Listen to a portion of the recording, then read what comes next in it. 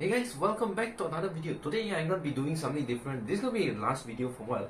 So today I'm going to be explaining a brand new analog horror that I just found like 2-3 days ago as of when I'm recording this.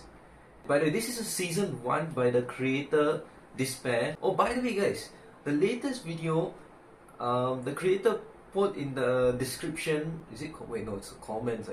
He basically said that if you guys get 5,000 views on that video, then he would start making season 2 or just start posting season 2.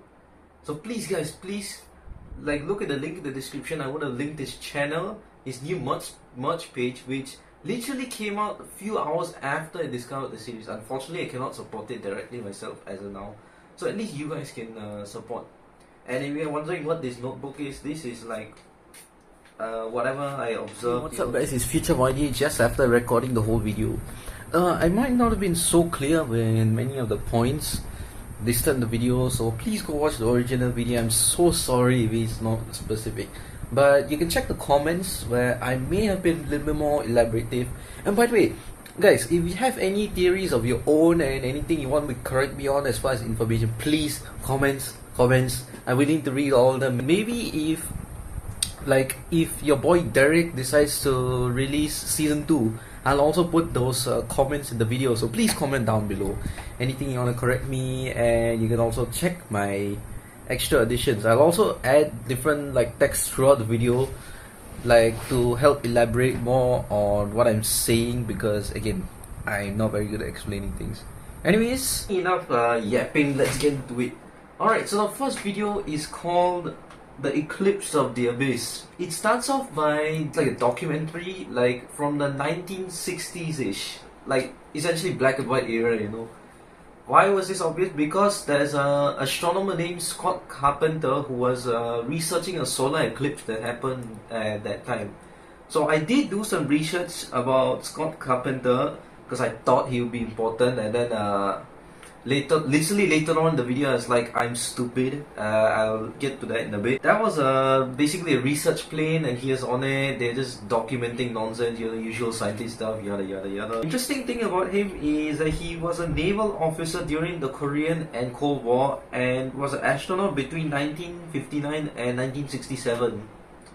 I mean, I highly doubt he's going to be a useful guy, because the thing is more, the snippet of the documentary is more of to get familiar with the gist of an eclipse, you know, like what happens, whatever not. If Despair decides it would be funny to make the Scott Carpenter guy important, at least I got it in my notes, you know.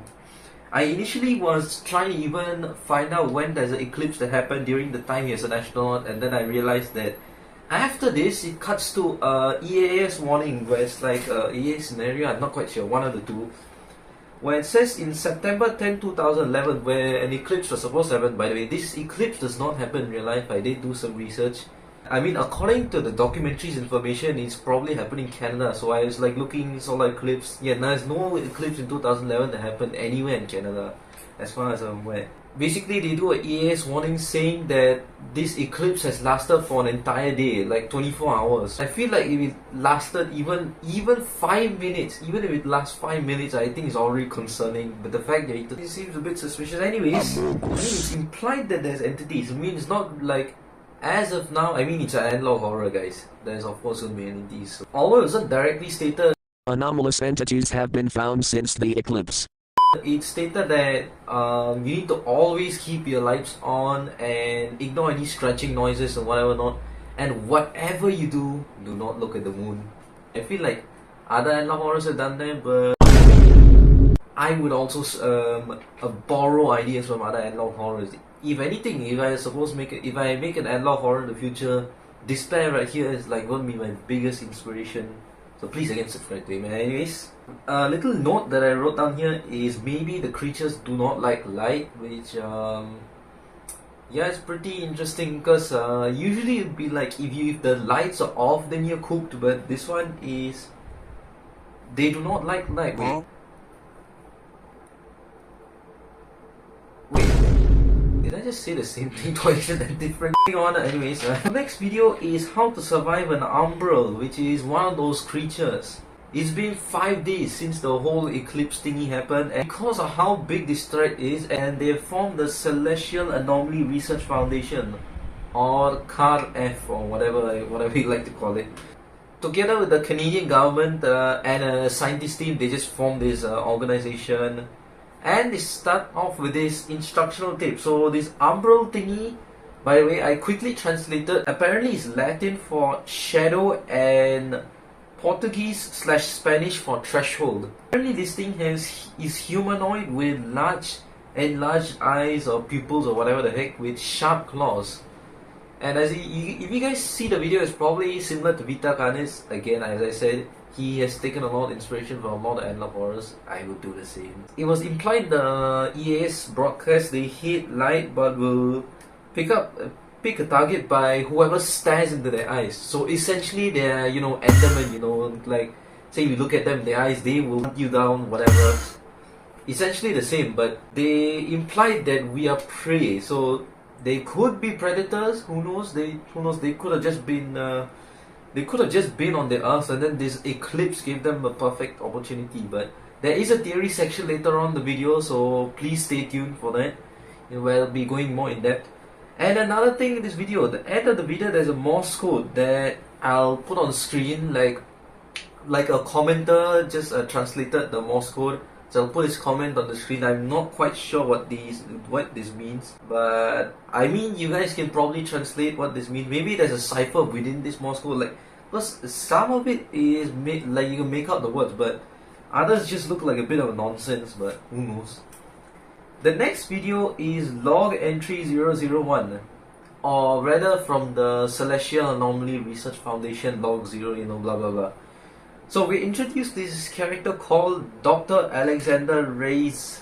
Sorry if I mispronounced the name, but maybe you won't be sorry by the end of this season. You'll see why.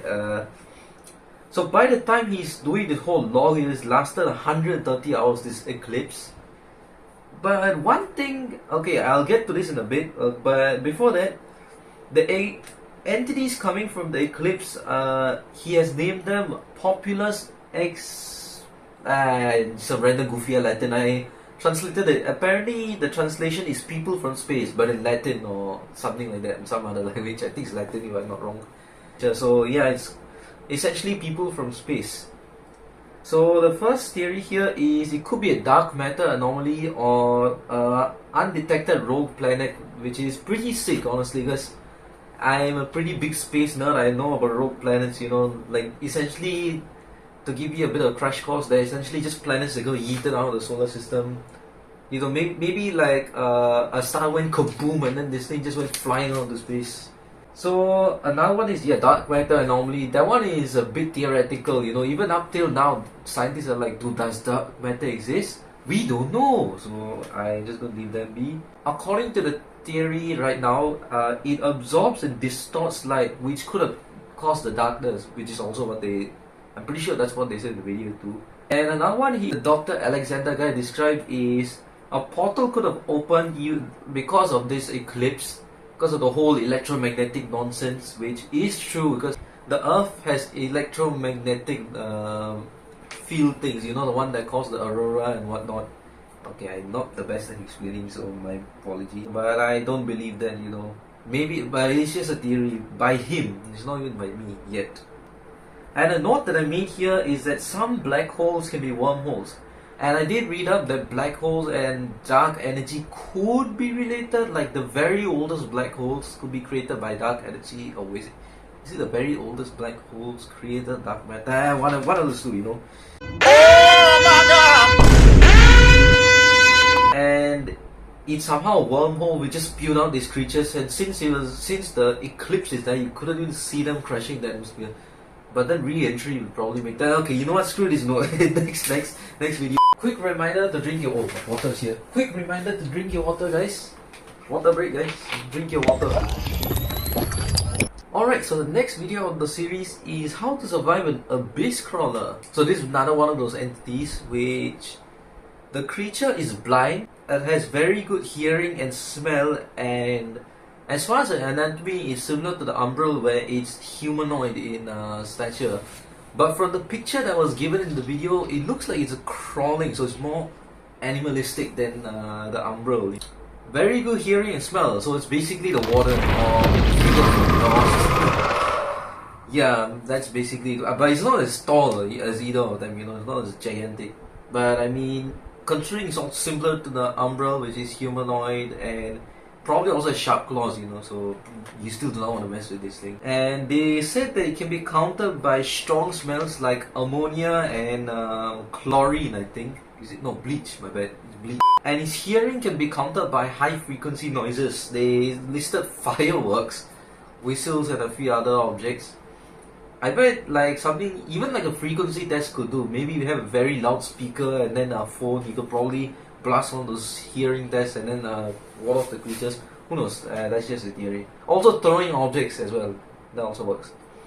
And I do have a note here which is very interesting. There's a call in this video which I actually forgot to mention for the previous video about the Umbral. There's a call basically with a victim. We'll first explain the Umbral one. Like, the victim is running away from the Umbral and then calling 911. So it's America maybe? Who knows? I don't know about that one.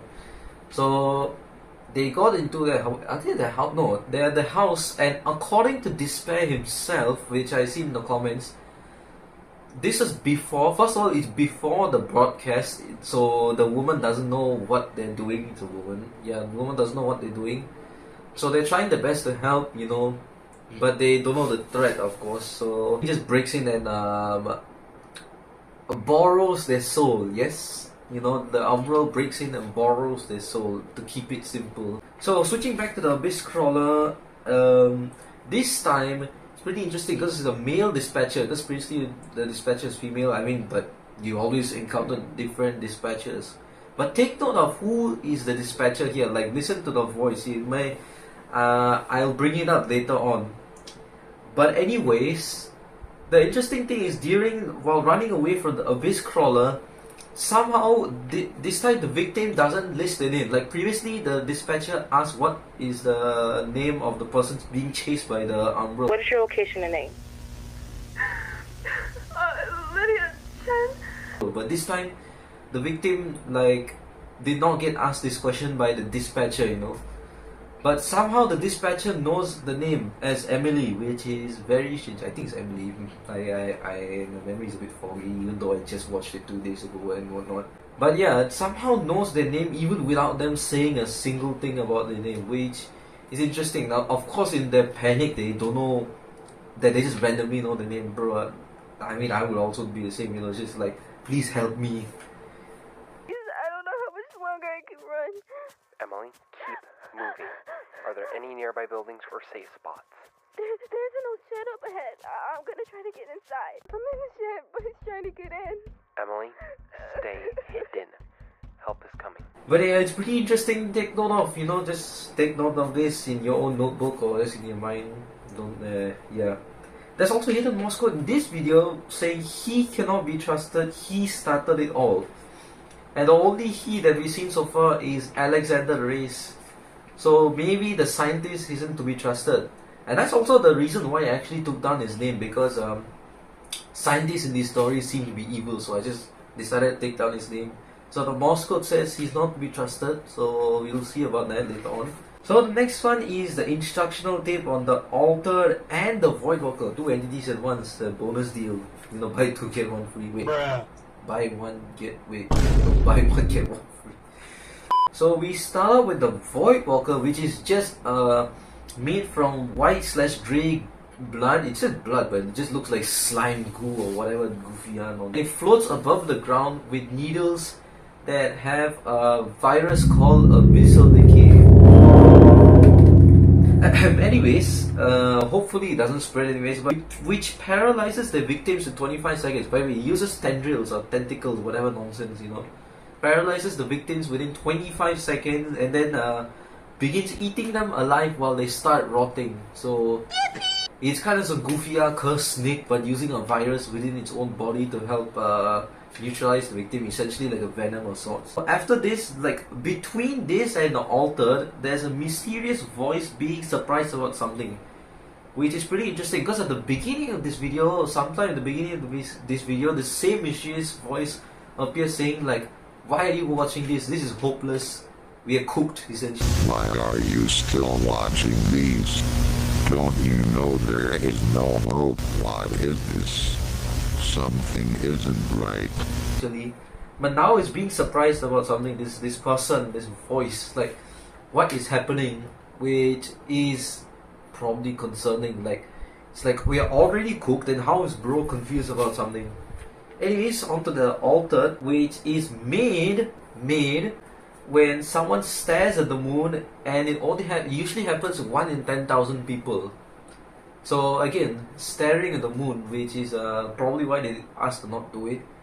And again, staring is a pretty important little meaning in the series, because the Umbral pick you as its prey if you stare at it, and you stare at the moon, you're probably gonna become a human version of the Umbral, because you essentially, your joints and everything will start growing very very fast. I don't know, it's implied that you become stronger or whatnot, maybe you become taller, but it grows so fast that your jaw dislocates. And then some symptoms include, this was in the video by the way, dislocating their jaw of course, and start tearing out their internal organs because of their unstable mental state. So once your internal organs are out, you're probably gonna look like some goofy, you're probably gonna look more like the Umbral with a dislocated jaw, because there's a picture that they showed. For most of these entities they showed pictures, but I think you can take a look at it in the video. I should have put it with editing. But it's on one corner, at least from the picture, with this jaw looking like some alternate, because again it's dislocated, so it's probably just hanging loose. And a way to identify one nearby is if there's a bunch of dead animals and there's a bunch of black goo dripping everywhere. And for these two, there's so little information that the only thing they could do is, if you see an altered, just try staying 15 feet away from it, which should be 5 meters ish if I'm not wrong.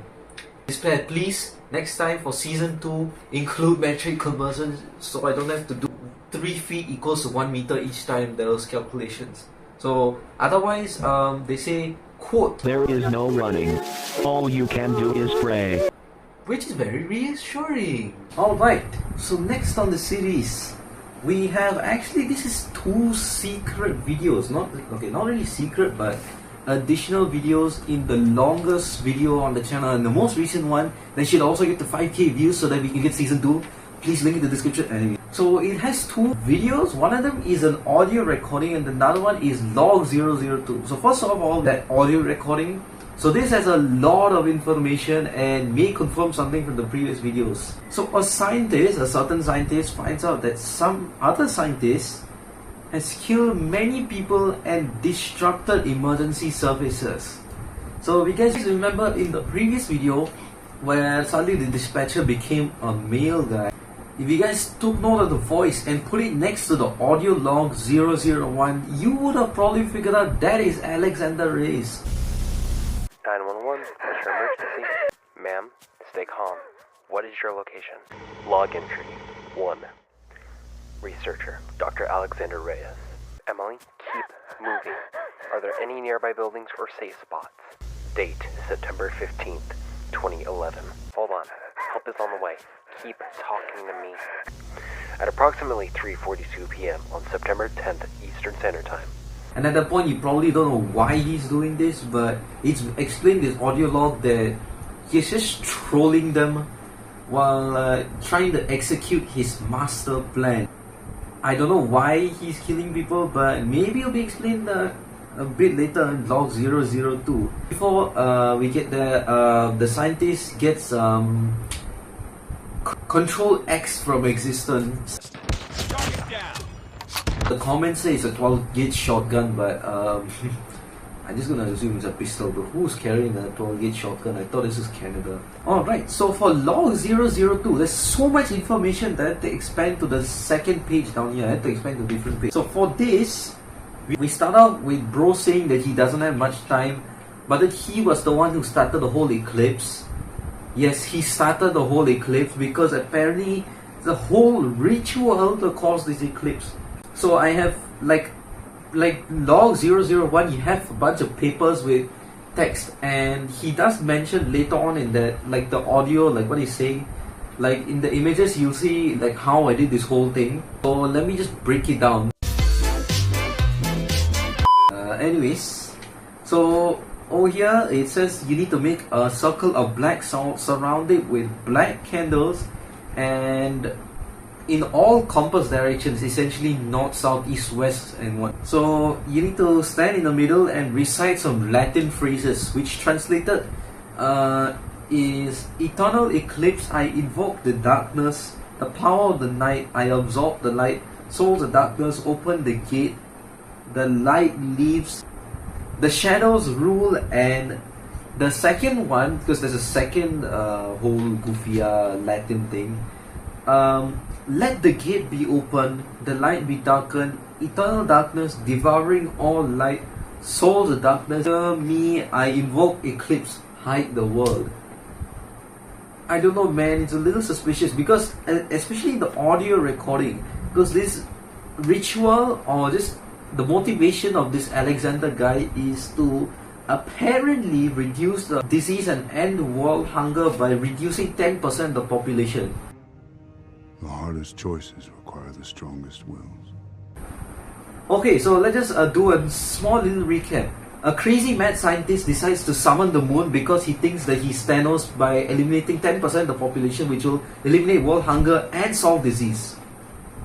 And also unleash some killer creatures. Now let's get to the timeline of the season 1 so far. So on screen I'll probably would have made like a, I forgot, the Visio I believe, thingy, like some flowchart looking thing, basically describing the events, what happened. So we starting off 1960s. I don't know if this will be relevant, but I feel like 1960s when Scott Carpenter was part of NASA. There's a bunch of rockets that launch. Essentially this is going to be extension of the theory section. Okay, that's a little bit terrifying. Right now guys, before I continue the video, right now in Singapore there's this little I don't know what it's called. There's something September 15th that happened historically in Singapore. So they will do this emergency alert system all throughout Singapore. It's like a little drill. It reminds me of the EA scenario from earlier. A little creepy.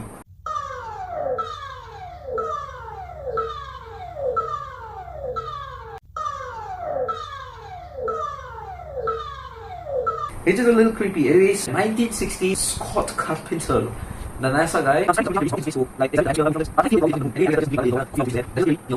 That's just me overthinking it. That's just despair trying to get everyone a general sense of what an eclipse is and whatnot. You know, we'll jump 50. Is it 50? Yeah, 50 years ahead to September 10, 2011, where I think September 10, 2011, because according to the ritual, it happens almost instantaneously. Once you've done the whole ritual, the same day, on the day of the eclipse, it will happen. So he does the ritual thing, and then later on that day, the people start getting attacked by the entities, presumably because the tape wasn't out according to the creator. So that means people started to get attacked by those entities after the eclipse happened, before the tape, but after, you know, bro decided the moon should stay in place. Yeah. So afterwards, the very next day, we have the Canadian government issuing the EAS warning. Well, I think it's the Canadian government, anyways.